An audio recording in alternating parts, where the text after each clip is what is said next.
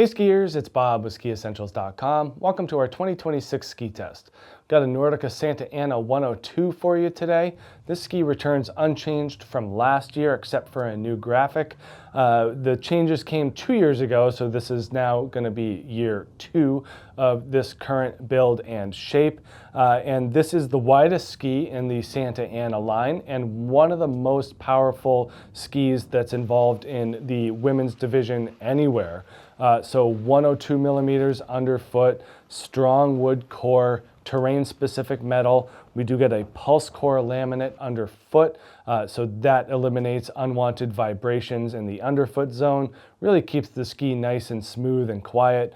Works great in conjunction with that terrain-specific metal, which is a full-length sheet of metal. In this 102, or in wider Santa Anas for that matter, terrain-specific metal gets a little bit narrower. So still full length, full width in the tip and tail, and then through the middle section, it gets narrower, so allowing for more wood along the edges, less metal, and that's going to increase the soft snow capabilities, the flotation, the agility. If it were full sheet of metal throughout the whole ski, it would be pretty cumbersome. So Nordica does a good job at engineering that to achieve a desired effect.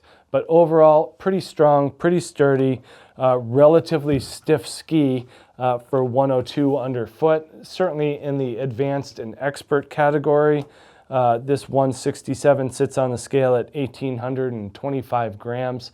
So there's some strength here, and that's going to equate to really strong performance on and off trail. When you get into off-trail situations like bumps and trees in tighter spaces, that's where you're going to have to work a little bit harder. On trail, it's actually extremely rewarding just to roll up on edge and get a nice carved turn out of.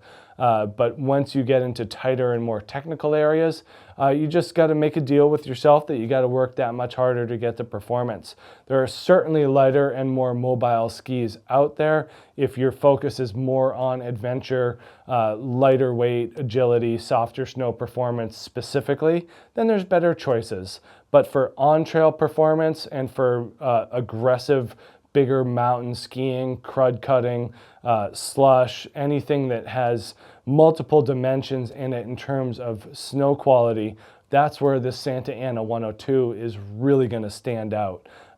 Yeah, extremely stable and powerful ski for sure. But they do a nice job of balancing that sturdy build with a pretty playful shape.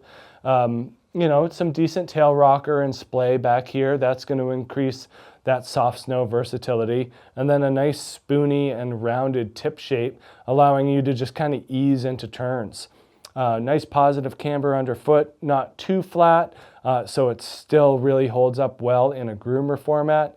But because there is that camber there, it does push down a little bit on tips and tails, so it's not as free-ridey as some other skis in this width range. But it is certainly on the stronger side of the spectrum, and that makes it a great choice for advanced and expert skiers.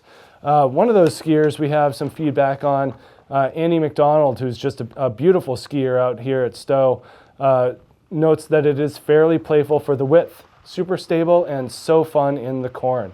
It would be a great powder ski. Nailed the graphics, agree. Great for powder, slush, and soft snow would be its jam. Yeah, Annie is usually on some type of vocal mantra. She skis the mantra 102 as well, so she actually has a really nice frame of reference for how this ski stacks up. Again, noting that it does really well in both a carving format and in softer snow, I think is super important. And yeah, strong skiers will get the most out of it.